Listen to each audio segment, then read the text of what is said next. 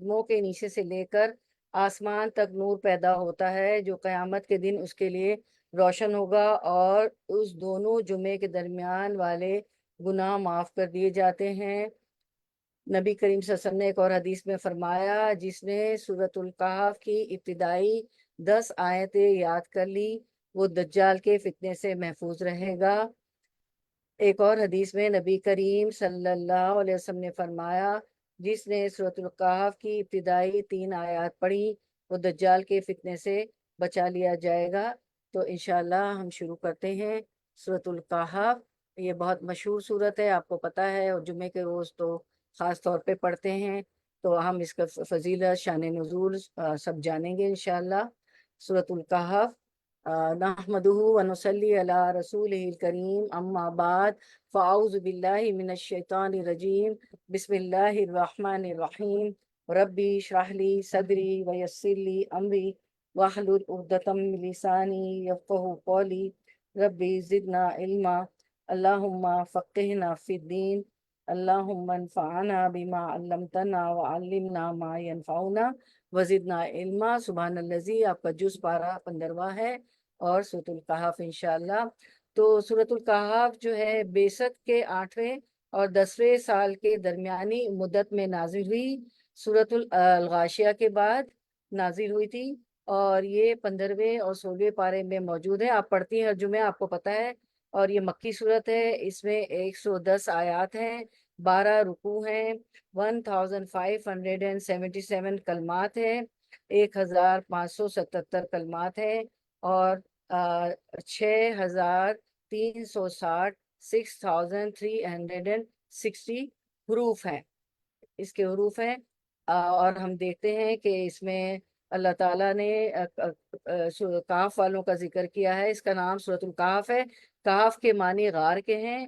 اس میں اصحاب کہف کا واقعہ بیان کیا گیا ہے، اس لیے اسے سورۃ الکہف کہا جاتا ہے۔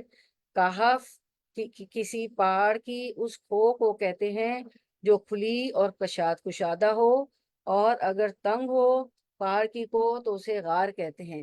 تو یہ ہم اردو میں بھی غار کہتے ہیں اور عربک میں بھی۔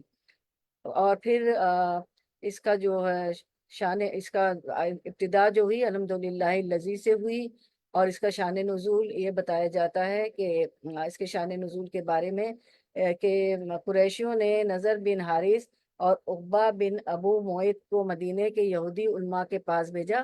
آپ کو پتہ ہے، آپ صلی اللہ علیہ وسلم نے جب دین پھیلایا، دین پہنچانا چاہا، تو آپ کے قبیلے کے لوگ قریش مکہ ایمان نہیں لا رہے تھے، تو انہوں نے نضر بن حارث اور عقبہ بن ابو معیط کو مدینے کے یہودی علماء کے پاس بھیجا، کیونکہ ان کے پاس کتاب تھی نا تورات میں، تو وہ اہل کتاب تھے، تو انہوں نے یہودی علماء کے پاس بھیجا کہ تم جا کر محمد صلی اللہ علیہ وسلم کی بابت کل حالات ان سے بیان کرو، ان کے پاس اگلے انبیاء علیہ السلام کا علم ہے، ٹھیک ہے، یہودیوں کے پاس، ان سے پوچھو ان کی آپ کے بارے میں کیا رائے، آپ وسلم کے بارے میں کیا رائے۔ تو یہ دونوں نضر بن حارث اور عقبہ بن ابو معیط مدینے گئے، احبار مدینہ سے ملے، حضور صلی اللہ علیہ وسلم کے حالات اور اوصاف بیان کیے، آپ کی تعلیم کا ذکر کیا، اور کہا کہ یہودیوں سے کہا کہ تم علم والے ہو، تم ذی علم ہو، بتاؤ ان کی نسبت کیا خیال ہے۔ انہوں نے کہا کہ دیکھو ہم تمہیں ایک فیصلہ کن بات بتاتے ہیں، تم جا کر محمد سے صلی اللہ علیہ وسلم سے 3 سوالات کرو، اگر جواب دے دیں تو ان کے سچے ہونے میں کچھ شک نہیں، بے شک وہ اللہ کے نبی اور رسول ہیں، اور اگر جواب نہ دے سکیں تو ان کے جھوٹا ہونے میں بھی کوئی شک نہیں، پھر جو تم چاہو کرو۔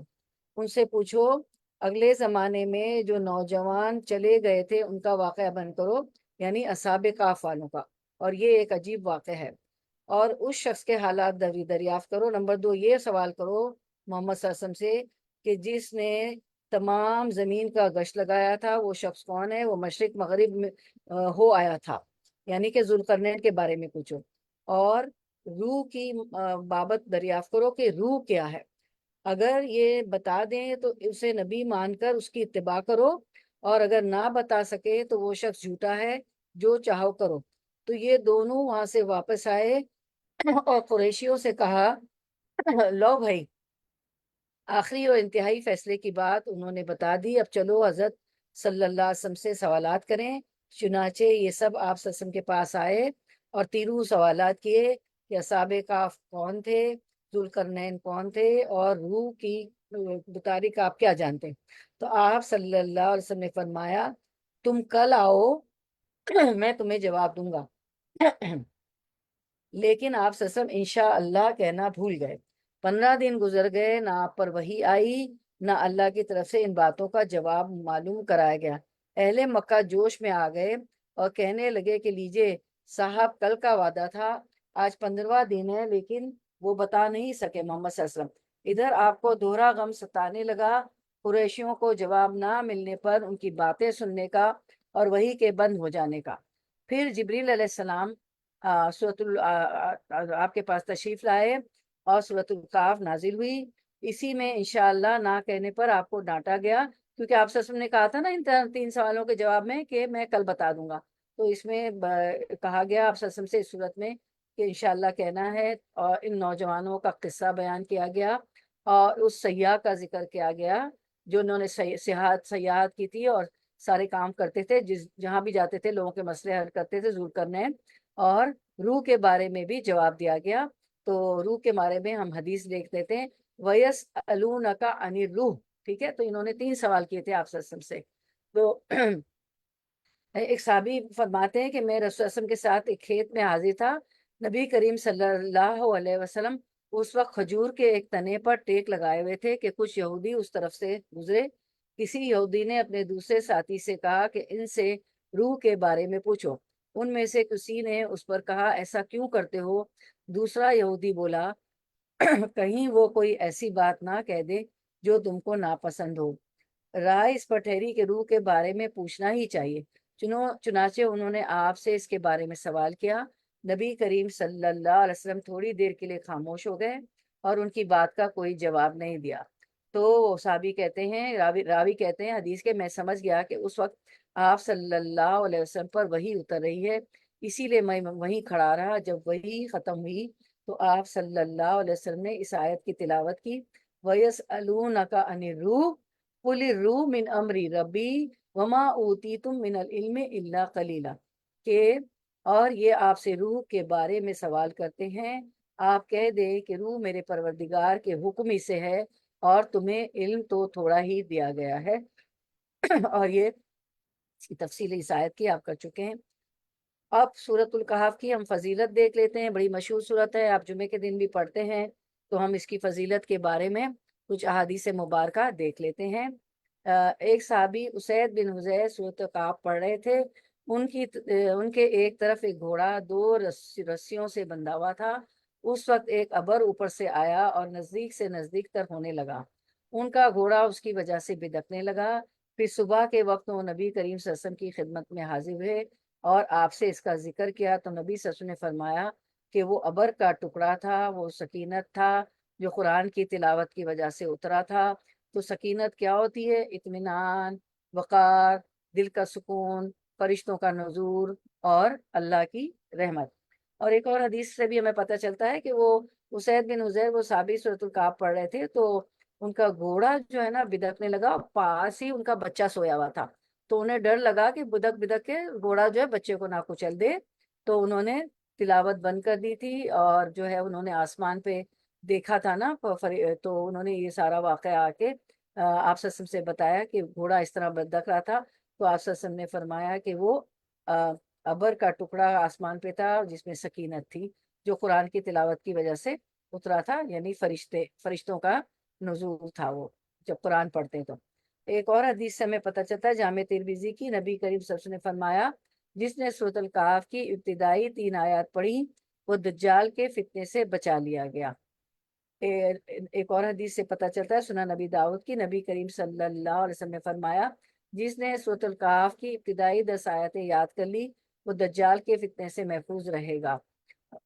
और जो है जिसने सूरतुल काफ की आखिरी आयतें याद की तो वो भी दज्जाल के फितने से महफूज रहेगा। ये भी एक रिवायत से हमें पता चलता है। एक और हदीस से हमें पता चलता है मिशकात की, अबू सईद रदियल्लाहु अन्हु से रिवायत है कि नबी सल्लल्लाहु अलैहि वसल्लम ने फरमाया, जो शख्स जुमे के रोज सूरतुल कहफ पढ़ता है تو اس کے لیے 2 جمعوں کے درمیانی مدت کے لیے نور چمکتا رہتا ہے، یعنی ایک جمعے سے دوسرے جمعے تک جو ہے نور جو ہے چمکتا رہتا ہے اس آدمی کے لیے، پڑھنے والی یا پڑھنے والے کے لیے ایلومینیٹ ہوتا رہتا ہے، نور چمکتا رہتا ہے۔ جس نے جمعے کے دن سورۃ الکہف پڑھی، اس کے قدموں کے ریشے سے لے کر آسمان تک نور پیدا ہوتا ہے، جو قیامت کے دن اس کے لیے روشن ہوگا، اور اس دونوں جمعے کے درمیان والے گناہ معاف کر دیے جائیں گے۔ مسند احمد کی حدیث سے ہمیں پتہ چلتا ہے کہ نبی کریم صلی اللہ علیہ وسلم نے فرمایا، جس نے سورہ کہف کی ابتدائی آیات یا آخری آیات کی تلاوت کی تو اس کے قدموں سے سر تک نور ہوگا، اور جس نے اس ساری سورت کی تلاوت کی اس کے لیے زمین سے آسمان تک نور ہوگا۔ سبحان اللہ۔ اور ماشاءاللہ تمام بہنیں پڑھتی ہیں، مجھے پتا ہے ہم سب السلام علیکم ورحمۃ اللہ وبرکاتہ۔ دل تو چھوڑتا میں بھی نہیں، شاہد ہوں۔ ہم سب پڑھتے ہیں ماشاءاللہ، اور یہ ساری اس کی فضیلت ہے، اور اتنا ہمیں ثواب ملتا ہے، یہ سب فضیلت ہے۔ تو آیت کی طرف آتے ہیں۔ الحمدللہ الذی، پاک ہے وہ ذات۔ تو یہ سورت ان 5 صورتوں میں شامل ہے جن کی ابتدا الحمدللہ کے ساتھ ہوئی۔ پہلی صورت یہ صورت ہے جس میں ہم پڑھ رہے ہیں سورۃ الکہف میں، الحمدللہ سے، الحمدللہ الذی، الحمدللہ سے اس کی ابتدا ہوئی۔ پھر دوسری اور 4 صورتیں، تو ٹوٹل 5 صورتوں کی ابتدا الحمدللہ سے ہوتی ہے۔ تو دوسری 4 صورتیں جو ہیں وہ ہم دیکھ لیتے ہیں۔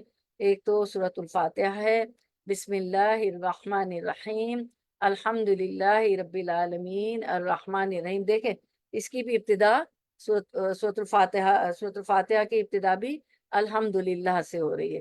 اس کے بعد دوسری صورت اور صورت الانعام کی ابتدا بھی ہو رہی ہے، الحمد للہ الذی خلق السماوات والارض، تمام تعریفیں اللہ ہی کے لیے جس نے آسمانوں کو اور زمین کو پیدا کیا اور تاریکیوں اور نور کو بنایا۔ پھر سورۃ السبا، بسم اللہ الرحمن الرحیم، وہ بھی الحمدللہ الذی سے شروع ہوتی ہے، الحمدللہ الذی لہ ما فی السماوات و ما فی الارض، تمام تعریفیں اس اللہ کے لیے سزاوار ہے جس کی ملکیت میں وہ سب کچھ ہے جو آسمانوں اور زمین میں ہے۔ پھر سورۃ الفاتر، بسم اللہ الرحمن الرحیم، اس کی بھی ابتدا الحمدللہ ہی سے ہوتی ہے، الحمدللہ فاطر السماوات والارض، اس اللہ کے لیے تمام تعریفیں ہیں جو ابتدا آسمانوں اور زمین کو پیدا کرنے والا ہے۔ اس کے بعد سورۃ الاعراف میں ہم دیکھ لیتے ہیں۔ دیکھیں اب یہ تو 5 صورتیں، ایک آج کی صورت سورۃ الکہف کے شروع میں الحمدللہ، اور یہ دیکھیں سورۃ الاعراف کے درمیان میں، تو یہ تو ابتدائی ہم نے پڑھی، اب سورۃ الاعراف کے درمیان میں آئی ہے، الحمدللہ الذی ہدانا لہذا، کہ تعریف اس اللہ کی جس نے ہمیں اس کی ہدایت دی، ٹھیک ہے، وما کنا لنہتدی لولا ان ہدانا اللہ، کہ اگر ہمیں اللہ ہدایت نہ دیتا تو ہم اس قابل نہیں۔ تو یہاں درمیان میں آیا اعراف میں، اور 5 صورتوں میں ہم نے پڑھا کہ شروع میں آیا، ٹھیک ہے، اس کے شروع میں آ گیا تھا۔ چلیں اس کے بعد ہم دیکھتے ہیں کہ حمد، الحمدللہ الذی ہماری آیت ہے نا، تو حمد کس کو کہتے ہیں؟ حمد کو دیکھ لیتے ہیں۔ حمد تعریف کے لیے استعمال ہوتا ہے، کیونکہ ہماری سورت شروع ہو رہی ہے الحمدللہ، تو حمد تعریف کے لیے استعمال ہوتا ہے۔ تعریف کے لیے ایک اور لفظ بھی استعمال ہوتا ہے جسے مدح کہتے ہیں۔ تو مدح کا معنی بھی تعریف ہے، اصل میں یہ مدح نہیں ہے، ہم مدح کہتے ہیں، یہ مد ہے، مد، میم دال ہا، دال پہ ساکن ہے یعنی دال پہ جزم ہے، دال پہ تنوین ہے، ہم مدح کہتے ہیں، مد دال ساکن کے ساتھ ہے، دونوں کا معنی، حمد اور مد دونوں کا معنی تعریف ہے۔ تو فرق کیا ہے؟ الحمدللہ کہا گیا ہے تو حمد اللہ کے لیے ہے اور مد اوروں کے لیے ہے۔ حمد کہتے ہیں ہر خوبی اور کمال کو، حمد وصف ہے کسی کی کوالٹی بیان کرنا، حمد وصف ہے جس کے لیے کہا جائے، جس ہستی کے لیے کہا جائے، جس کی کوالٹی بیان کی جائے وہ محمود ہے۔ تو اللہ تعالیٰ اپنی ذات میں محمود ہے، جس کی تعریف کی جائے وہ محمود ہے۔ الحمدللہ، اللہ کی تعریف، کس بات کی تعریف؟ کہ اللہ تعالیٰ کی تعریف کہ وہ کامل ہے، اس کے کمال کی تعریف، اس کی تو ہر چیز کامل ہے، تو تعریف ہے اس کے کمال پر اللہ تعالیٰ کی، کیونکہ اللہ کے سوا ہر چیز غیر کامل ہے، یعنی انسان کی کسی بھی وصف کی تعریف اگر ہم کریں تو وہ کامل نہیں ہے۔ اگر ہم خوبصورتی بھی لیں تو کامل نہیں، حالانکہ یوسف علیہ السلام کو दुनिया का आधी खूबसूरती दी गई थी मगर कामिल नहीं है। कोई भी इंसान की आप कोई भी तारीफ करें, आईटी के स्किल हो, कोई कारपेंटर हो, कोई पकाने की स्किल हो, लेकिन कामिल कोई भी नहीं, कोई इंसान के अंदर परफेक्शन नहीं है, परफेक्ट कोई नहीं। कामिल खूबी सिर्फ अल्लाह के लिए, इसीलिए अल्हम्दुलिल्लाह, अल्लाह के लिए इस्तेमाल करते हैं, क्योंकि उसके साथ अलिफ अलिफ लाम लगा है ना, अलहम। तो अलहम जो है अल्लाह के लिए इस्तेमाल करते हैं, और इंसानों के लिए मध, मीम दाल हा, मध इस्तेमाल करते हैं। मधा ना कहे, मध कहे। जब हम किसी की खूबी बयान करते हैं तो उसकी क्वालिटी बयान करते हैं, तो इंसान की खूबी, इंसान की क्वालिटी नाकिस है, कामिल नहीं है, परफेक्ट नहीं है। परफेक्शन अल्लाह की ज़ात में है। तो हम के अंदर दो चीज़ें पाई जाती हैं अल्लाह की हम के अंदर, अल हम के अंदर, ताज़ीम और मोहब्बत। तो हम के साथ अल्लाह की तारीफ, ऐसी तारीफ जिसमें अल्लाह की ऐसी तारीफ, मैं जरा पानी पी लूं, बिस्मिल्लाह। तो अल्लाह की ऐसी तारीफ जिसमें ताजीम भी हो और मोहब्बत भी हो, और ये सिर्फ अल्लाह ही के लिए हो सकती है, क्योंकि कमाल उसी में है। लिहाजा ताजीम भी उसी की होगी, और मोहब्बत भी हकीकी मानों में उसी से हो सकती, अल्लाह से, क्योंकि अल्लाह हर ऐब से पाक है। क्योंकि अल्लाह ताला में कोई ऐब नहीं है, कोई कमी नहीं है, कोई नुक्स है ही नहीं। सुभान अल्लाह, पाक है हर ऐब से। मद में भी तारीफ होती है किसी की खूबी पर, लेकिन उसके लिए शर्त नहीं है कि उसमें ताजीम और मोहब्बत हो। अब जो है बादशाहों की भी मद होती है, उसके लिए कसीदे लिखे जाते हैं, लेकिन दिल से नहीं होते, उसका कोई मकसद होता है, क्योंकि बादशाह जो है कसीदे लिखने वालों को पैसे देता है ना, पैसे देता है, सही है। तो जो है मुकम्मल तारीफ जो है अल्लाह ताला की है, जिसमें ताजीम भी है, मोहब्बत भी होती है, ठीक है। तो अल्लाह की हम में, अल्लाह की तारीफ में अजमत, एहतराम, अदब, और उसके साथ मोहब्बत भी शदीद, शदीद मोहब्बत, अशद हुब्बुलिल्लाह, शदीद मोहब्बत किससे होनी चाहिए? अल्लाह से। तो ये मानिए हम का तीन चीजें आप जहन में रखें, कमाल, ताजीम और मोहब्बत दिल में रखकर अल्हम्दुलिल्लाह पूरे शऊर और एहसास के साथ कहें। हम अल्हम्दुलिल्लाह शऊर और एहसास से खाली कहते हैं। 100 मरतबा दिन में कई मरतबा अल्हम्दुलिल्लाह कह लेते हैं, लेकिन हमें शऊर नहीं होता, एहसास नहीं होता कि हम क्या कह रहे हैं। आज हमने अल्हम्द की तारीफ सुनी, पूरी डेफिनेशन सुनी, तो अब हम इंशाल्लाह, मैं और आप पूरे शऊर और एहसास के साथ अल्लाह की जो है तारीफ करेंगे, अल्हम्दुलिल्लाह रब्बिल आलमीन। और नमाज में भी पूरे एहसास के साथ सूरत फातिहा पढ़ेंगे, जो अल्हम्दुलिल्लाह से शुरू होती है। तो नमाज में ये सोचे कि बाकी सब मखलूक से कामिल है अल्लाह ताला की ज़ात। अल्लाह जो है इसलिए कहा कि सिर्फ हम नहीं आया, सिर्फ हम नहीं आया, बल्कि अल्हम्दुलिल्लाह आया। जब अल आ जाता है तो खास हो जाता है, तो सिर्फ हम नहीं है, अल्हम्दुलिल्लाह आया है। सब तारीफ अल्लाह के लिए है, वही तारीफ के काबिल है। और इसीलिए हम देखते हैं कि जब आप ससम एक दफ़ा नमाज पढ़ा रहे थे, तो अल्लाह आप सच ने रुकू से खड़े हुए समय अल्लाह लिमन हमिदा कहा, तो एक साहबी ने अल्लाह की तारीफ की, तो उसके कितने अजर हैं, तो हम हदीस से देख लेते हैं कि उस तारीफ के क्या अजर हैं। राफा बिन राफे जरकी बयान करते हैं कि हम नबी करीम सल्लल्लाहु अलैहि वसल्लम की इक्तिदा में नमाज पढ़ रहे थे। जब आप रुकू से सर उठाते तो समी अल्लाहु लिमन हमिदा कहते। एक शख्स ने पीछे से कहा, रब्बना वलकल हमद, हमदन कसीरन तय्यबन मुबारकन फी। आप सल्लल्लाहु अलैहि वसल्लम ने नमाज से फारिग होकर दरियाफ्त किया कि किसने ये कलमात कहे, हमदन कसीरन तय्यबन मुबारकन फी। उस शख्स ने जवाब दिया कि मैंने। उस पर रसूल अल्लाह सल्लल्लाहु अलैहि वसल्लम ने फरमाया कि मैंने 30 से ज्यादा फरिश्तों को देखा कि इन कलमात को लिखने में वो एक दूसरे पर सबकत ले जाना चाहते थे। वो कहता था मैं लिखूं, वो कहता था मैं लिखूं। तो जरूर रब्बना वलकल हम के बाद आप चाहे मस्जिद में हो, चाहे घर में पढ़ रही हो, चाहे जमात से पढ़, चाहे घर में पढ़ रही हो, रब्बना वलकल हम हमदन कसीरन तय्यबन मुबारकन फी जरूर कहा करें, क्योंकि ये हमद अल्लाह ताला को बहुत पसंद आई। और 30 سے زیادہ فرشتے آپ صلی اللہ علیہ وسلم نے دیکھا کہ ان کلمات کو لکھنے میں ایک دوسرے پر آگے بڑھنا چاہتے تھے، ایک دوسرے پر سبقت لے جانا چاہتے تھے کہ ہر ایک چاہتا تھا کہ میں لکھوں اس کا اجر، ٹھیک ہے۔ اس کے بعد ایک اور اللہ کی حمد ہے، یا ربی لک الحمد کما ینبغی لجلال وجہک وعظیم سلطانک۔ عبداللہ بن عمر رضی اللہ عنہما کہتے ہیں کہ رسول اللہ صلی اللہ علیہ وسلم نے ان سے بیان کیا کہ اللہ کے بندوں میں سے ایک بندے نے یوں کہا، یا ربی لک الحمد کما ینبغی لجلال وجہک وعظیم سلطانک۔ سلطانک کا بھی کہہ سکتے، اگر آپ رکیں تو وہ عظیم سلطانک، اے میرے رب میں تیری ایسی تعریف کرتا ہوں جو تیری ذات کے جلال اور تیری سلطنت کی عظمت کے لائق ہے، سبحان اللہ۔ تو یہ کلمے ان دونوں فرشتوں یعنی کرامن کاتبین جو ہمارے کندھے پہ بیٹھے ہوئے جو لکھتے رہتے ہیں نا ہمارے ہر عمل کو، تو کرامن کاتبین پر مشکل ہوا یہ کلمہ اور وہ نہیں سمجھ سکے کہ اس کلمے کو کس طرح لکھے۔ آخر وہ دونوں آسمان کی طرف چڑھے اور عرض کیا، اے ہمارے رب، تیرے بندے نے ایک ایسا کلمہ کہا ہے جسے ہم نہیں جانتے، کیسے لکھے؟ اللہ تعالیٰ نے فرمایا، میرے بندے نے کیا کہا ہے؟ حالانکہ اس کے بندے نے جو کہا اسے وہ خوب جانتا ہے، اللہ تعالیٰ خوب جانتا ہے۔ ان فرشتوں نے عرض کیا، تیرے بندے نے یہ کلمہ کہا ہے، یا ربی لک الحمد کما ینبغی لجلال وجہک وعظیم سلطانک۔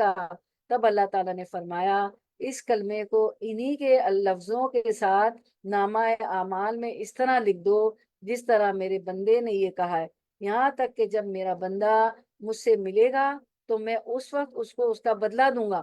اس کو اللہ تعالیٰ اس وقت بدلہ دیں گے، اللہ تعالیٰ خود بدلہ دیں گے۔ وہ تو فرشتے اجر لکھ رہے تھے، وہ بھی اللہ ہی اجر دے رہے ہوتے ہیں، لیکن اللہ تعالیٰ کہتے ہیں کہ اس کو اسی طرح لکھ دو جس طرح میرے بندے نے کہا ہے، یا ربی لک الحمد کما ینبغی لجلال وجہک وعظیم سلطانک۔ اسی طرح لکھ دو یہاں تک کہ جب میرا بندہ مجھ سے ملے گا تو میں اس وقت اس کو اس کا بدلہ دوں گا۔ سبحان اللہ، اتنا بڑا اجر ہے اس حمد کا بھی، یہ والی حمد کا بھی۔ پھر ہم آیت کی طرف آتے ہیں، ہم دیکھتے ہیں کہ الحمد للہ الذی انزل علی عبدہ الکتاب۔ سورہ فاتحہ میں اللہ کی تعالیٰ کی ہم کا مالک ہونے کی دلیل کے لیے 4 صفات بیان ہوئی ہیں۔ یہاں اللہ تعالیٰ کی تمام حمد اور خوبیوں کا مالک ہونے کی ایک ہی دلیل بیان کی گئی ہے، اور وہ اللہ تعالیٰ کا اپنے بندے پر الکتاب نازل فرمانا، انزل علی عبدہ الکتاب۔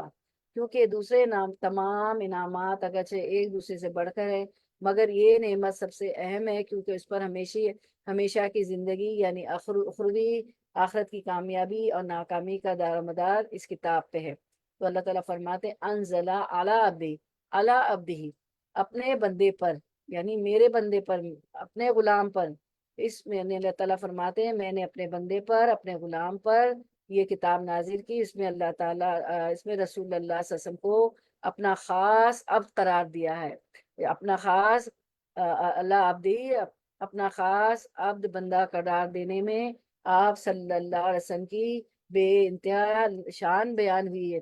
اللہ تعالیٰ نے آپ صلی اللہ علیہ وسلم کی شان بیان کی ہے، اگرچہ زمین اور آسمان میں رہنے والی ہر چیز اللہ تعالیٰ کے غلام ہے، مگر عبدنا اللہ عبدی، اپنا غلام کہنے میں آپ صلی اللہ علیہ وسلم کو جو عزت ملی وہ بہت کم لوگوں کو ملی ہے۔ اور ہم نے دیکھا تھا کہ سبحان الذی اسریٰ بعبدہ، سورۃ البنی اسرائیل بھی میں بھی اللہ تعالیٰ نے فرمایا تھا سبحان الذی اسریٰ بعبدہ کہ میں نے پاک ہے وہ ذات جس نے اپنے بندے پر جو ہے نازل کیا، کہ میں نے اس کتاب کی جو کہ بھی تعریف ہے جو نازل کی ہے، ٹھیک ہے۔ تو اللہ تعالیٰ فرماتے ہیں سبحان الذی اسریٰ بعبدہ لیلا من المسجد الحرام الی مسجد الاقصی الذی بارکنا حولہ۔ پاک ہے وہ اللہ جو اپنے بندے کو بعبدہ، اپنے بندے کو رات ہی رات میں مسجد حرام سے مسجد اقصی تک لے گیا، یعنی اور جس کے آس پاس کو ہم نے برکت دی۔ تو بعبدہ، اپنے بندے کو کہہ کے اللہ تعالیٰ نے آپ صلی اللہ علیہ وسلم کی شان میں اضافہ کیا، اپنا غلام کہہ کے۔ اسی طرح سورۃ البقرہ میں بھی اللہ تعالیٰ نے فرمایا کیا فرمایا، وَإِن كُنتُمْ فِي رَيْبٍ مِّمَّا نَزَّلْنَا عَلَىٰ عَبْدِنَا، یہاں بھی اللہ تعالیٰ نے عَلَىٰ عَبْدِنَا، میرا بندہ، ہم نے اپنے بندے پر جو کچھ اتارا اس میں اگر تمہیں شک ہے تو اور تم سچے ہو تو اس جیسی ایک صورت بنا لا۔ تو سورۃ الاسراء میں، سورۃ البقرہ میں، اور پھر سورۃ الحدید میں بھی اللہ تعالیٰ فرماتے هو الذی ينزل علی عبدہ آیات بینات، وہ اللہ ہی ہے جو اپنے بندے پر واضح آیتیں اتارتا ہے تاکہ وہ تمہیں اندھیروں سے نور کی طرف لے جائے۔ پھر اس کے بعد ہم دیکھتے ہیں الحمد للہ الذی انزل علی عبدہ الکتاب ولم یجعل لہ عوجا۔ ٹھیک ہے، اب ہم ایوجا کو دیکھ لیتے ہیں۔ ایوجا، ایوجن ہے یہ اصل میں، دیکھیں آپ ایوجن لکھا ہوا ہے نا، تو جیم الف فتحتین، دو زبر ہے، فتحتین ہے، تو تنوین ہے، اس کو تنوین کہتے ہیں نا، دو زبر دو زیر پیش کو تنوین کہتے ہیں۔ تو یعنی ایوجن یعنی اس کتاب میں کوئی کجی نہیں، کوئی کجی نہیں، کوئی ٹیڑھا پن نہیں۔ ایوجن جو ہے اس میں نکرہ ہے، ال جب آتا ہے نا تو اس میں معرفہ ہو جاتا ہے، خاص ہو جاتا ہے، ٹھیک ہے، جیسے الحمدللہ خاص تعریف ہے۔ تو اور جب ال نہیں ہو، تنوین ہو زبر زیر پیش، تو وہ جو ہے کامن ناؤن ہوتا ہے، اس میں نکرہ ہوتا ہے، عام ہو جاتا ہے، ٹھیک ہے۔ تو یعنی کہ یہ عام چیزیں عام ہے، یعنی ایوجن میں اس میں نکرہ ہے، اس میں کوئی تقلیل نہیں، یا یعنی کوئی معمولی سی بھی قلت نہیں، کہ کوئی معمولی سی بھی قلت نہیں اس کتاب میں کسی بھی قسم کا کوئی عوج نہیں، کوئی ٹیڑھا پن نہیں، نہ الفاظ میں، نہ معنی میں، نہ فصاحت میں، نہ بلاغت میں، نہ یہ کہ اس کی آیت کا آپس میں کوئی اختلاف ہو یا اس کی کوئی خبر غلط نکلے، ایسا کچھ نہیں ہے، یا کوئی حکم حکمت سے خالی ہو۔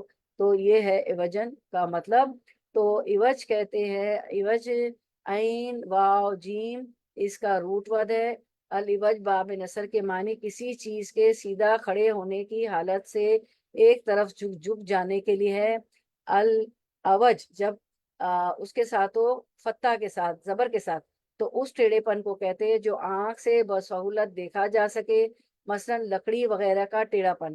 اور العوج اگر عین کے نیچے زیر ہو تو اس ٹیڑھے پن کو کہتے ہیں جو صرف عوج ہو نا، ایک عوج کی بات ہوئی، عوج تو اس ٹیڑھے پن کو کہتے ہیں جو صرف عقل اور بصیرت سے دیکھا جا سکے، مثلا معاشرے میں دینی اور معاشی ناہمواریاں یا فہم و ادراک میں کجی، ٹھیک ہے، کجی ہو۔ اور جگہ قرآن کی تعریف میں ارشاد ہے قرآن عربین غیر عزیز لیوج، یہ قرآن عربی جس میں کوئی عیب و اختلاف یعنی لفظی یا معنوی ناہمواری نہیں ہے۔ تو عوج اسم ہے، پیچیدگی اور ٹیڑھا پن نہیں ہے۔ عوجن کی تنوین جو ہے نا تقلیل کے لیے ہے، یعنی قلت اور کمی کے لیے ہے، یعنی اس میں ذرا سی بھی کجی نہیں ہے، قلت یا کمی نہیں ہے۔ تو اب ہم دیکھتے ہیں عوج کی تعریف اسکرین پہ۔ الحمدللہ میں نے بتا بھی دی، الحمدللہ الذی انزل علی عبدہ الکتاب ولم یجعل لہ عوجا۔ عوج یعنی اگر عین مقصور ہو، عین کے نیچے زیر ہو، عوج یعنی اگر عین مقصور، مقصور کہتے ہیں زیر کو، تو اس سے مراد مانوی کجی ہوتا ہے۔ اور اگر عوج ہو یعنی عین مفتوح ہو، یعنی عین پہ فتح ہو، زبر ہو، تو اس سے مراد ظاہری ٹیڑھا پن ہوتا ہے۔ عرب کہتے ہیں فی رایا عوج وفی اساہ عوج، اور عوجن عوجن کی تنوین تقلیل کے لیے ہے، یعنی کمی کے لیے ہے، قلت کے لیے ہے، یعنی اس میں اس قرآن میں، اس کتاب میں ذرا سی بھی کجی نہیں ہے۔ علامہ راغب اصفہانی اس لفظ کی تشریح کرتے ہوئے لکھتے ہیں کہ وہ ٹیڑھا پن جو آنکھ سے دیکھا جائے اسے عوج کہتے ہیں، وہ ٹیڑھا پن جو آنکھ سے بسہولت دیکھا جائے اسے عوج کہتے ہیں، مثلا لکڑی وغیرہ کا ٹیڑھا پن، ٹھیک ہے۔ اور وہ کجی جو فکر اور بصیرت سے معلوم ہو اسے عوج کہتے ہیں، اس کے نیچے زیر ہوتا ہے، ٹھیک ہے، اس ٹیڑھے پن کو جو صرف عقل اور بصیرت سے دیکھا جائے، مثلا معاشرے میں دینی اور معاشی ناہمواریاں یا فہم اور ادراک میں کجی، ٹھیک ہے۔ تو یہ اردو کی ساری ہو گئی، اب اس کی عربک پڑھ دیتی ہوں۔ تو العوج یقال فیما یدرک بالبصوص علن کالخشبی والعوج یقال فیما یدرک بالفکر والبصیرہ کاللذین قدینہ والمعاش، کاللذینہ نہیں قدینہ والمعاش، ٹھیک ہے۔ تو میں اس کی اردو بھی اسی میں سے پڑھ دیتی ہوں، اوپر جو ہمارے پاس ہے کہ عوج ایسے عین پر جب فتح ہو، زبر ہو، تو عوج ایسے ٹیڑھے پن کو کہتے ہیں جو آنکھ سے بسہولت دیکھا جا سکے، مثلاً لکڑی وغیرہ کا ٹیڑھاپن، اور عوج عین کے نیچے زیر ہو، کسرہ ہو، تو اس ٹیڑھے پن کو کہتے ہیں جو صرف عقل اور بصیرت سے دیکھا جا سکے، مثلاً معاشرے میں دینی اور معاشی ناہمواریاں یا فہم و ادراک میں کمی، ٹھیک ہے۔ تو عوج جو ہے کسی چیز کے سیدھا کھڑے ہونے کی حالت سے ایک طرف جھک جانا، جیسے لکڑی میں ٹیڑھا پن نظر آتا ہے، ٹھیک ہے۔ تو یہ آپ نے اسکرین شاٹ لے لے۔ تو عوج اور عوج، اور جا کے ضرور، مطلب جا کے کیا، آپ تو یہیں گھر میں ہی ہیں، زوم پہ ہیں، ضرور ریویژن کرے جو بھی آپ کا ٹائم ہو، تو چیزیں آپ کو یہ ڈیپ میں آپ کو یہ پتا چلیں گی کہ عوج اور عوج کیا ہے، ٹھیک ہے۔ تو ہم دیکھتے ہیں کہ اس میں کوئی کجی نہیں ہے، کوئی ٹیڑھاپن نہیں ہے۔ اسی بات کو اللہ تعالیٰ نے سورۃ الزمر میں فرمایا، قرآنً عربیًّا غیر ذی عوج لعلہم یتقون۔ قرآن ہے عربی میں جس میں کوئی کجی نہیں، کوئی ٹیڑھاپن نہیں، کہ ہو سکتا کہ پرہیزگاری اختیار کر لیں، تو اس میں کوئی ٹیڑھاپن نہیں ہے۔ اسی بات کو سورۃ النساء میں اللہ تعالیٰ فرماتے، افلا یتدبرون القرآن ولو کان من عند غیر اللہ لوجدوا فیہ اختلافا کثیرا۔ کیا یہ لوگ قرآن میں غور نہیں کرتے؟ اگر یہ اللہ تعالیٰ کے سوا کسی اور کی طرف سے ہوتا تو یقیناً اس میں بھی کچھ اختلاف پاتے، ٹھیک ہے۔ اس کے بعد ہم دیکھتے ہیں کہ یہ ہماری آیت نمبر 1 ہو گئی۔ اب میں آپ سے اس کا کوئز پوچھ لیتی ہوں، ٹھیک ہے، اس کا کوئز کر لیتے ہیں۔ اچھا، تو سورۃ القاف کی فضیلت کی حدیثیں تو ہم نے دیکھ لی۔ جو شخص سورۃ القاف کی ابتدائی 3 آیات پڑھتا رہے گا وہ فتنہ دجال سے محفوظ رہے گا۔ دوسری حدیث تھی، جو شخص سورۃ القاف کی ابتدائی 10 آیات یاد کرے گا وہ فتنہ دجال سے محفوظ رہے گا۔ جو شخص جمعے کی دن سورۃ القاف پڑھے تو وہ 2 جمعوں کے درمیان اس کے لیے نور روشن بن جاتا ہے۔ میں نے آپ سے نہیں پوچھا، میں نے خود ہی بتا دیا۔ اچھا، اب دیہی سے کون مراد ہے؟ سبحان الذی انزل سبحان الذی انزل علی عبدہ الکتاب ولم یجعل لہ عوجا۔ تو اب دیہی سے کون مراد ہے؟ حضور اکرم صلی اللہ علیہ وسلم۔ جی جی، بارک اللہ فی علمک۔ اور الکتاب سے کون سی؟ جی، بارک اللہ فی علمک۔ اور الکتاب سے کون سی کتاب مراد ہے؟ قرآن الحمدللہ، قرآن مجید قرآن مجید۔ قرآن شریف۔ ہاں، اور الحمدللہ کی میں نے بہت زیادہ لمبی تعریف کی، آپ مجھے صرف 2 لفظوں میں بتا دیں کہ کسی اور کی تعریف میں وہ چیزیں نہیں ہوتی، اللہ کی تعریف میں وہ چیز ہوتی ہے، بتا دیں صرف 2 لفظوں میں۔ چلے کتنے بھی لفظ تعظیم میں بتا دیں جی۔ تعظیم حمد کامل تعظیم۔ حمد جی جزاک حمد اللہ۔ حمد جی، تعظیم، محبت، سب ادب، طریقے احترام۔ خدا ہی کی جزاک ہیں۔ اللہ خیر، بارک اللہ ادب۔ فیک۔ ہاں، اور ولم یجعل لہ عوجا سے کیا، عوجا کا روٹ ورڈ کیا ہے اور عوجا سے کیا مراد ہے، وہ بھی شارٹ سا بتا دیں، عوجا سے کیا مراد ہے اور عوجا جس کا میں روٹ کوئی ورڈ۔ ٹیڑھا جس میں پن نہ کسی ہو۔ کوئی ٹیڑھا کوئی پن ٹیڑھا نہیں پن ہے، کی بات نہ ہو۔ کمی نہیں ہے کسی چیز۔ جزاک اللہ خیر، بارک ایک کوئی اللہ بولے نا، سمجھ نہیں آ رہی ہے، ایک کوئی بولے۔ فیک۔ ماشاء اللہ، بہت اچھے آپ لوگ نے جواب دیے۔ چلے ہم دیکھ لیتے، ابدی سے مراد اول تو عبد کا روٹ ورڈ ہے عین با دال، بندہ، بندہ، غلام۔ جیسے ہم کہتے ہیں نا اشہد ان لا الہ الا اللہ وحدہ لا شریک لہ، ہے نا، واشہد ان محمدن عبدہ و رسولہ۔ میں گواہی دیتی ہوں کہ اللہ نہیں کوئی معبود سوائے اللہ کے، محمد صلی اللہ علیہ وسلم، اور میں گواہی دیتی ہوں کہ محمد صلی اللہ علیہ وسلم اللہ کے بندے اور رسول ہیں، ٹھیک ہے، عبدہ و رسولہ۔ تو بندہ یا غلام یہاں مراد نبی صلی اللہ علیہ وسلم ہے۔ اور دوسرا سوال ہے الکتاب سے کون سی کتاب مراد ہے؟ اس سے قرآن پاک مراد ہے، قرآن ٹھیک ہے پاک۔ جی، جو مصحف ہمارے ہاتھوں میں۔ الحمدللہ سے کیا مراد ہے؟ ہاں میم دال، اس کی ہاں، اس کی تمام تعریف طریقے ہے۔ اللہ ہاں، کی ہیں۔ ایسی تعریف جو کسی کے کمال، اس کی محبت اور تعظیم کی وجہ سے ہو، جو جب بھی الحمدللہ کہیں گی تو دل میں یہ رکھیں گی اور نماز بھی پڑھیں گی کہ اللہ تعالیٰ پرفیکٹ ہے، وہ کمال ہے، اور اس کی محبت ہمیں ایسی تعریف ہے جس میں اس کی محبت ہے، اس کی تعظیم ہے، اس کا ادب ہے، اس کا احترام ہے۔ اب تک لاشعوری طور پہ کرتے رہے ہیں، اب ہم شعوری طور پر کریں گے، ٹھیک ہے، ٹھیک ہے، وہی والا دکھا دیں ابدی، اور جو ابھی میں نے بتایا حمد، ہم سے مراد ہے ایسی تعریف جو کسی کے کمال، اس کی محبت اور تعظیم کی وجہ سے کی جائے۔ وہ سوال نمبر 1 جو جہاں تھا، سوال نمبر 1 اور 2۔ اچھا، پھر عوج کا بھی ہم نے پڑھ لیا۔ اچھا، اب نمبر 2 شروع کرتے ہیں ہم انشاءاللہ۔ آیت نمبر 2، ماشاءاللہ آیت نمبر 1 کی آپ کی بڑی وہ تھی، تفسیر تھی۔ چلے وہ وٹو وٹ بھی آ گیا، سب آ گیا، اس میں ہم کرتے رہے نا کافی تفصیل کی، تو اب آیت نمبر 2 کو کرتے ہیں ہم۔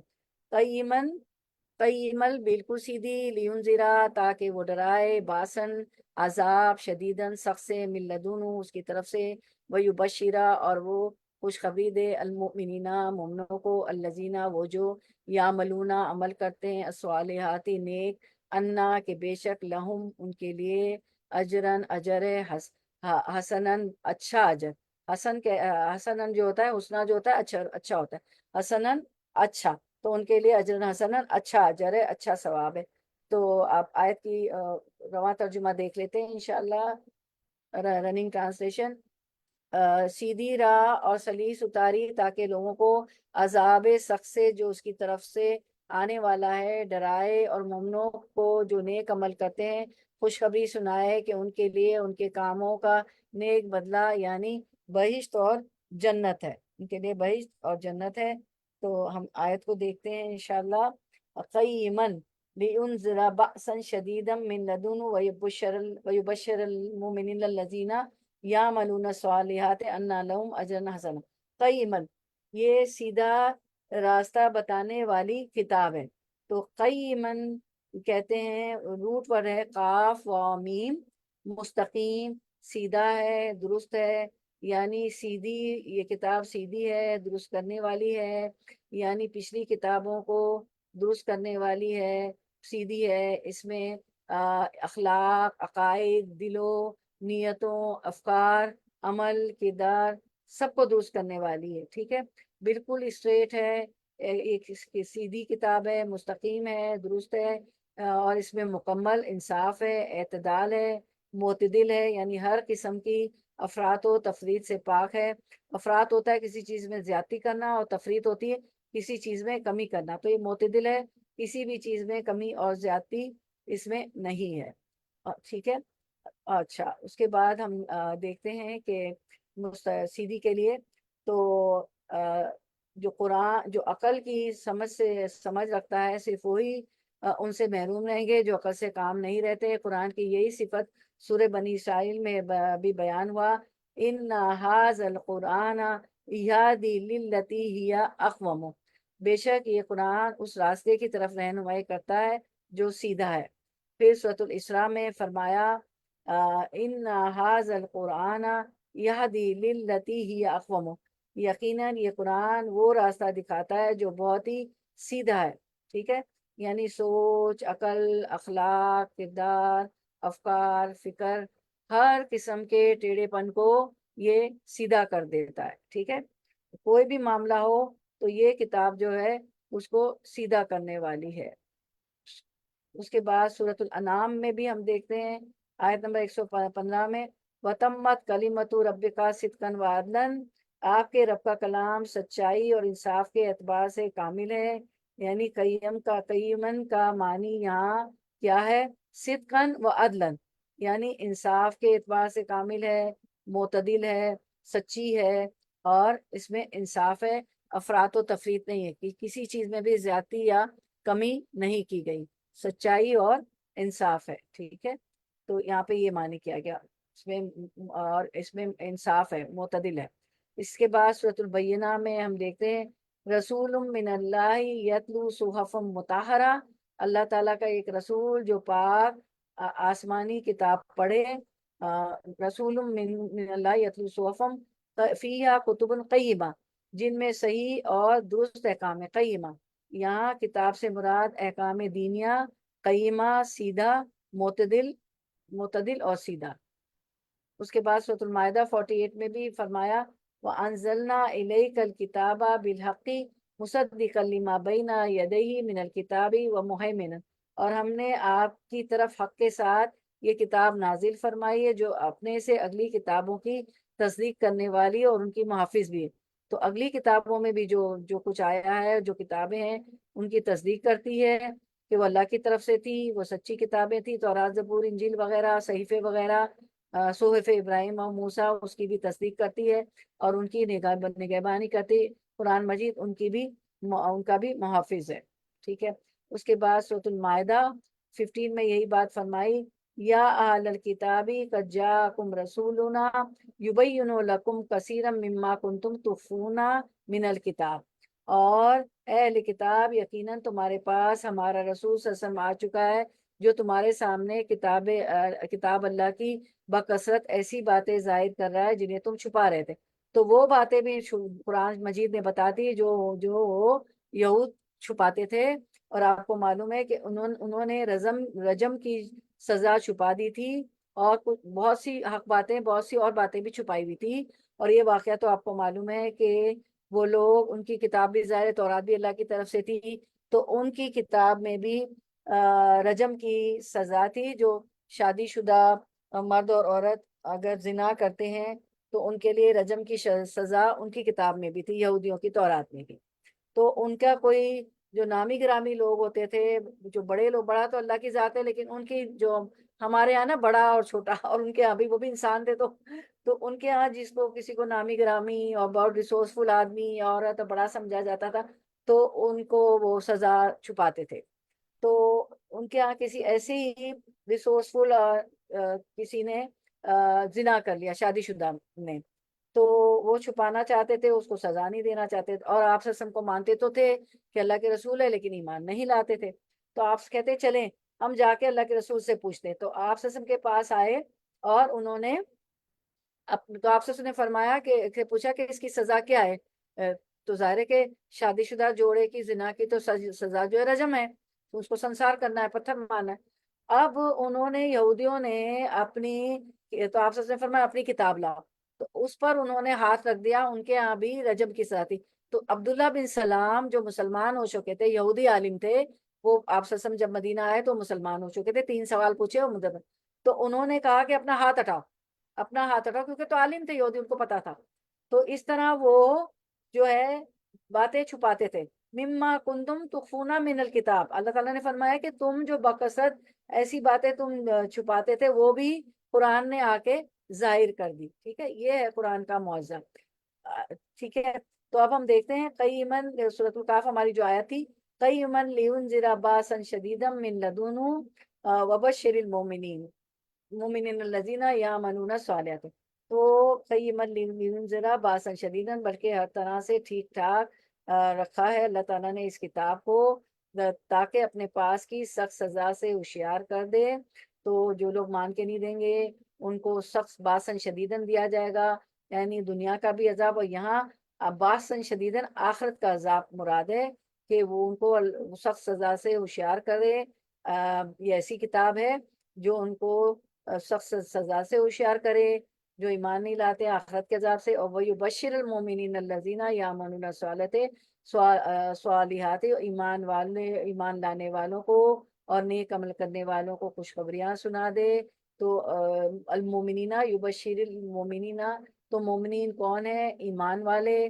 तो ईमान क्या है? सिफत ईमान मुफस्सिल में आप पढ़ चुके हैं, आमनतु बिल्लाहि व मलाइकतिही व कुतुबिही व रुसुलिही वल यौमिल आखिरी वल कदरी व खैरिही व शर्रिही मिनल्लाहि ताला वल बासी बादल मौत। स्क्रीन आपको रुका हुआ लग रहा है? मुझे ईमान मुफस्सिल में पढ़ी थी, स्क्रीन नहीं आगे बढ़ा।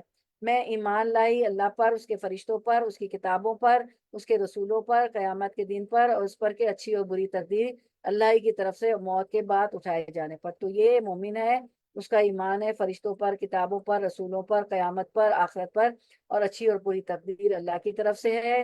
कुछ बुरा भी हो गया तो सुकून में आ जाएं कि अल्लाह की तरफ से थी, ये मेरा तकदीर थी, होना ही था, और मौत के बाद उठाए जाने पर। तो वबश्शिरिल मोमिनीन, कि मोमिनों को खुशखबरी दे दो जो इन सब बातों पर ईमान लाते हैं। और ईमान ला के क्या करते हैं? अल मोमिनीन लजीना यामलून सालिहाती, आयत में क्या है? यामलून सालिहाती, वो नेक अमल करते हैं, ऐसा अमल जो हदीस, कुरान और हदीस से साबित हो। ठीक है, कैसा अमल करते हैं? जो कुरान और हदीस से साबित हो, और जो है अपनी तरफ से कुछ भी ना हो, जिसमें शिरक ना हो, बिदत बिदत ना हो, सुन्नत के मुताबिक हो। तो सुन्नत का अपोजिट क्या है? शिरक और बिदत। तो वो ऐसे अमल करेंगे जो कुरान और हदीस से साबित हो, या मनून सवालियात, कुरान और हदीस से साबित हो, सुन्नत से साबित हो, और उसमें शिरक और बिदत ना हो। اللہ का बताया हुआ अपनी طرف से घड़ा हुआ ना हो, तो उन लोगों को खुशखबरी सुना दो। क्या खुशखबरी? अन्ना लहुम अजरन हसीना, अन्ना लहुम अजरन हसना, तो उनके लिए खुशखबरी है कि उनके लिए हजरन हसना है, बेहतरीन बदला है, यानी उनके लिए बहिश्त है, जन्नत है। अजरन हसना जन्नत कहते हैं, मुफस्सरीन ने कहा कि उनके लिए जन्नत है, और जो है क्योंकि उन्होंने नेक अमल किए। और फिर जो है नेक अजरन हसना का ये भी है ना, एक आयत भी आता है ना,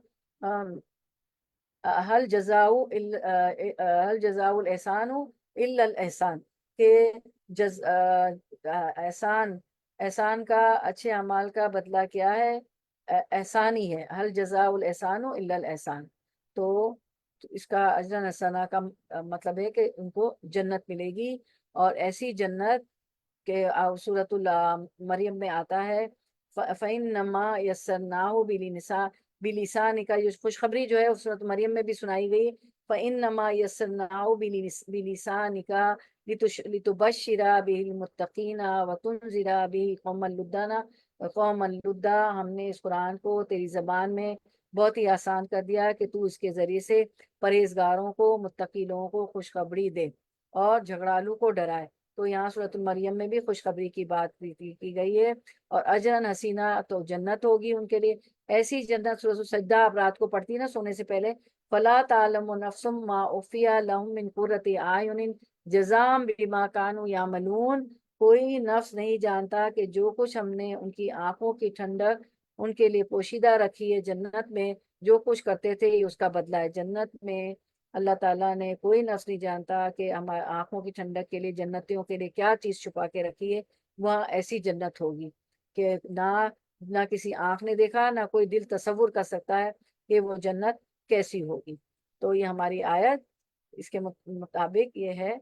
क्या थी आयत हमारी? दो, के आयत नंबर 2 हमारी, क़य्यिमन लियुनज़िरा बासन शदीदम मिन लदुन्हु व युबश्शिरल मुमिनीन allज़ीना यामलून अस्सालिहाति अन्ना लहुम अजरन हसना। तो अजरन हसना से क्या है? जो नेक अमल करेगा, कुरान और सुन्नत के मुताबिक करेगा, शिर्क और बिदअत नहीं करेगा, तो उसके लिए जन्नत है इंशाअल्लाह। ठीक है, तो हम देख लेते हैं, मुझे सवालों का जवाब दे पहले, आपका Q&A। क़य्यिमन से क्या मुराद है? क़य्यिमन, क़य्यिमन सीधी राह। सीधी और आसान। जी बिल्कुल, हाँ, सीधा। और कुरान का क्या मकसद इस आयत में बताया गया है? आप आयत में ही देख लें, सामने आयत है, आयत से जवाब दें। क़य्यिमन लियुनज़िरा बासन शदीदम। लोगों को सख्त अजाब के बारे में बताना और उससे बचाना। जी, वही की बारकल्ला फी। तो हम देख लेते हैं, क़य्यिमन से मुराद क़ाफ व मीम, इसका रूट वर्ड है। हम देख लेते हैं, मुस्तकीम सीधा है, दुरुस्त है, सीधी दुरुस्त करने वाली, यानी पिछली किताबों को दुरुस्त करने वाली, अखलाक, अकायद, दिलों, नियतों, अफकार, अमल, किरदार को दुरुस्त करने वाली किताब है। मोतदिल है, अफरात व तफरीत नहीं है, यानी हर किस्म की ज्यादती और कमी अफरात व तफरीत से पाक है। कुरान का क्या मकसद इस आयत में बताया गया? लोगों को सख्त अजाब यानी आखिरत से के अजाब से डराए और नेक अमल करने वाले मोमिनों को अच्छे अजर की खुशखबरी दे। ठीक है, और फिर अब आयत नंबर 3 करके करते हैं हम इंशाल्लाह वर्ड टू वर्ड ट्रांसलेशन। माँ किसी न फी अबदा, माँ किसी ना रहने वाले हैं, फी ही इसमें, अबदा हमेशा हमेशा। आयत की तरफ आते, माँ किसी न फी ही अबदा, जिसमें वो हमेशा हमेशा रहेंगे, यानी जन्नत। किसमें जो रहेंगे? जन्नत में वो हमेशा हमेशा रहेंगे। और जो है उसमें कोई मौत नहीं आएगी। मौत एक मेंढे की शक्ल में, जब जन्नती जन्नत में चले जाएंगे और दोज़खी दोज़ख में चले जाएंगे, अल्लाह ताला एक मेंढे को लाएंगे मौत की शक्ल में और उसको ज़िबा कर दिया जाएगा। और फिर अल्लाह ताला फरमाएंगे कि ऐ जन्नतियों, अब तुम्हारे लिए कोई मौत नहीं है, तुम हमेशा हमेशा रहोगे, अब्दी ज़िंदगी है, एटर्नल लाइफ है। और दोज़खियों से कहा जाएगा अब तुम्हारे लिए कोई मौत नहीं, तुम हमेशा हमेशा दोज़ख में रहोगे। और सूरतुल आला में इसी बात को फरमाया। आप सूरतुल आला पढ़ती हैं, कब पढ़ती हैं? कौन सी नमाज में पढ़ती हैं सूरतुल आला? पांचों नमाज में से कौन सी नमाज में? सब में पढ़ते हैं, लेकिन खास तौर पर कहीं भी पढ़ सकते हैं किसी भी सूरत में, लेकिन खास तौर पर ईशा। जी, अस्मा बहन हमारी लिखती हैं वितर में। ठीक है, तो सूरतुल आला में फरमाया والآخرۃ خیر وابقا، کہ اور آخرت بہت بہتر اور بہت بقا والی ہے، نہ کوئی وہاں پہ موت ہوگی، نہ کوئی مرض ہوگا، نہ بھوک ہوگی، نہ پیاس ہوگی، نہ گرمی ہوگی، نہ سردی ہوگی، نہ تھکاوٹ ہوگی، آرام ہی آرام ہوگا۔ تو اللہ تعالیٰ فرماتے ہیں والآخرۃ خیر وابقا، یعنی تمہارا اصل مرض یہ ہے کہ تم آخرت کے مقابلے میں دنیا کو پسند کرتے ہو، حالانکہ آخرت دو وجہ سے دنیا سے بہتر ہے۔ ایک تو وہاں کی نعمتیں اس دنیا کی نعمتوں سے بدرجے زیادہ بہتر ہیں، اور دوسرے وہاں کی نعمتیں نہ ختم ہونے والی اور لازوال ہے، جبکہ دنیا کی نعمتیں فانی ہیں۔ اسی بات کو سورۃ الحجر میں فرمایا کہ وہاں تھکاوٹ نہیں ہوگی، لا یمسہم فیہا نصب وما ہم منہا بمخرجین، نہ انہیں وہاں کوئی مشقت اٹھانی پڑے گی، نہ وہ وہاں سے نکالے جائیں گے۔ نصب، وہاں کوئی مشقت نہیں ہوگی، کوئی تھکاوٹ نہیں ہوگی، وہاں سے نکالے نہیں جائیں گے۔ جنت ماسٹر پیس ہے، اپنے چنے ہوئے متقی پرہیزگار صالح بندوں کے لیے بنائی گئی ہے۔ اللہ تعالیٰ نے متقی پرہیزگار صالح بندوں کے لیے بنائی ہے۔ اور جنت کی کنجی جو ہے، لا الہ الا اللہ کو جنت کی کنجی کہا گیا ہے۔ اور آپ کی کنجی جو ہے، چابی جو ہوتی ہے، اس میں دندانے ہوتے ہیں، اور دندانے بغیر کی آپ چابی ڈالیں تو آپ کا تالا آپ کے گھر کا، آفس کا، دفتر کا کبھی نہیں کھلے گا۔ تو یہ دندانے کیا ہیں؟ یعملون الصالحات، نیک عمل کرتے ہیں، ٹھیک ہے، جو قرآن و سنت سے ثابت ہو، جس کا اللہ نے حکم دیا ہے وہ کرنے ہیں، اور جو جن سے منع کیا ہے ان سے رکنا ہے۔ تو اور عمل صالح کرنا، عمل صالح ایسا عمل جو حالت ایمان میں کیا جائے، خالص اللہ کے لیے کیا جائے، جو جس کا طریقہ بھی قرآن و سنت کے مطابق ہو، ہر قسم کے شرک و بدعت سے پاک ہو، ٹھیک ہے۔ اب ہم دیکھتے ہیں آیت number 4، word to word translation، آیت نمبر 4۔ وَيُنذِرَ الَّذِينَ قَالُوا اتَّخَذَ اللَّهُ وَلَدًا مَا لَهُم بِهِ مِنْ عِلْمٍ وَلَا لِآبَائِهِمْ كَبُرَتْ كَلِمَةً تَخْرُجُ مِنْ أَفْوَاهِهِمْ إِن لَّمْ يُؤْمِنُوا بِهَٰذَا چلے اب وَيُنذِرُ الَّذِينَ قَالُوا اتَّخَذَ اللَّهُ وَلَدًا، وَيُنذِرَ وہ ڈرائے، الذین ان کو جنہوں نے قالوا کہا، اتخذا بنا لی، اللہ نے، ولدا کوئی اولاد۔ اور آتے ہیں ہم رواں ترجمہ، ان لوگوں کو ڈرا دے جو کہتے ہیں کہ اللہ نے کسی کو بیٹا بنایا ہے۔ وَيُنذِرَ الَّذِينَ قَالُوا اتَّخَذَ اللَّهُ وَلَدًا، اور جیسے یہودیوں، عیسائیوں اور بعض مشرکین فرشتے اللہ کی بیٹیاں، وہ کہتے تھے کہ فرشتے اللہ کی بیٹیاں ہیں، ان کا عقیدہ یہ تھا کہ فرشتے اللہ کی بیٹیاں ہیں۔ وہ حضرت نصارہ حضرت عیسیٰ علیہ السلام کو اللہ کا بیٹا بناتے تھے، یہود حضرت عزیر علیہ السلام کو اللہ کا بیٹا کہتے تھے، اور مشرکین مکہ فرشتوں کو اللہ کی بیٹیاں بناتے تھے۔ تو یہی بات اللہ تعالیٰ نے بنائی کہ وَيُنذِرَ الَّذِينَ قَالُوا اتَّخَذَ اللَّهُ وَلَدًا، ان لوگوں کو ڈرائے جو کہتے ہیں کہ اللہ نے کسی کو بیٹا بنایا، اللہ کی اولاد قرار دینے والے فرقے اس آیت کے مخاطب عیسائی بھی ہیں، جنہوں نے سیدنا عیسیٰ علیہ السلام کے ابن اللہ ہونے کو اپنا عقیدے کا لازمی جز قرار دے لیا ہے۔ مشرکین مکہ بھی، جنہوں نے اللہ کی بیٹیوں کی بجائے اللہ کے بیٹوں کی بجائے کئی بیٹیاں تجویز کر رکھی تھی، جیسے لات، منات، عزا وغیرہ۔ اور یہود بھی سیدنا عزیر علیہ السلام کو اللہ کا بیٹا کہتے تھے۔ گویا قرآن کے نزول کا مقصد عام لوگوں کو ڈرانا تو ہے ہی، اور بالخصوص ان لوگوں کو ڈرانا ہے جو اللہ کے لیے اولاد تجویز کرتے ہیں۔ اور ہم دیکھتے ہیں سورۃ الاسراء میں اللہ تعالیٰ فرماتے ہیں فَأَصْفَاكُمْ رَبُّكُمْ بِالْبَنِينَ وَاتَّخَذَ مِنَ الْمَلَائِكَةِ إِنَاثًا، کیا تمہارے پروردگار نے بیٹے دینے کو تو تمہیں چن لیا ہے، یعنی بیٹے تمہارے لیے، اور خود فرشتوں کو اللہ تعالیٰ کے لیے تم نے اپنی بیٹیاں بنا لی ہے۔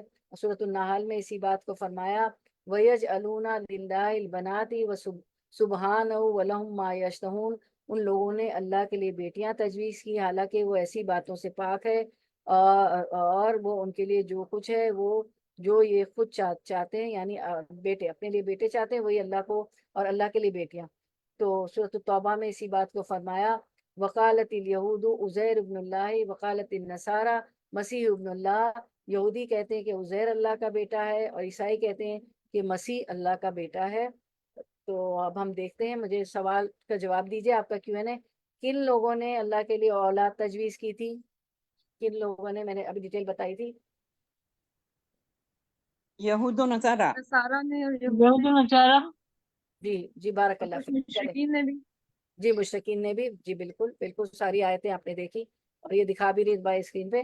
बारकल्लाह फिल्म। किन लोगों ने अल्लाह के लिए औलाद तजवीज़ की थी? नसारा हजरत ईसा अलैहिस्सलाम को अल्लाह का बेटा कहते थे, यहूद हजरत उज़ैर अलैहिस्सलाम को अल्लाह का बेटा कहते थे, और मुशरिकीन मक्का फरिश्तों को अल्लाह की बेटियां बेटियां कहते थे। ठीक है, चलिए हम यहाँ पर यहीं पर कंक्लूड करते हैं। इंशाल्लाह हम आयत नंबर 4 से नेक्स्ट टाइम इंशाल्लाह करेंगे। तो यहाँ पे कंक्लूड करते हैं इंशाल्लाह। जुमे का भी दर्स मत मिस कीजिएगा। अल्लाहुम्मा वक्किफ़नी बिमा तुहिब्बु व तर्दा, या अल्लाह हमें तौफीक दे कि हम वो अमल करें जिससे आप मोहब्बत करते हैं, जिससे आप राजी हो। ठीक है, आमीन या रब्बल आलमीन। सुभान रब्बिका रब्बिल इज्जति अम्मा यसिफून व सलामुन अलल मुरसलीन वल्हम्दुलिल्लाहि रब्बिल आलमीन। रब्बना तक़ब्बल मिन्ना इन्नका अंतस समीउल अलीम व तुब अलैना इन्नका अंतत तव्वाबुर रहीम। बारकल्लाहु फी इल्मिक व अमलिक व रिज़्क़ुकुम व औक़ातुकुम व अहलिकुम व मालुकुम, आमीन या रब्बल आलमीन। अल्लाह ताला आपके रिस्क में, माल में, अमल में बरकत दे। वाखिर दावाना अनिल हम्दुलिल्लाहि रब्बिल आलमीन। सुब्हानकल्लाहुम्मा व बिहम्दिका अशहदु अल्ला इलाहा इल्ला अंता अस्तगफिरुका व अतूबु इलैक। अस्सलामु अलैकुम व रहमतुल्लाहि व बरकातुहू। तो किसी को कोई बात रखनी हो तो जरूर रखें। कुछ कहना है आपको? सूरतुल हाँ, मैं पूछना चाहती हूँ, है ना।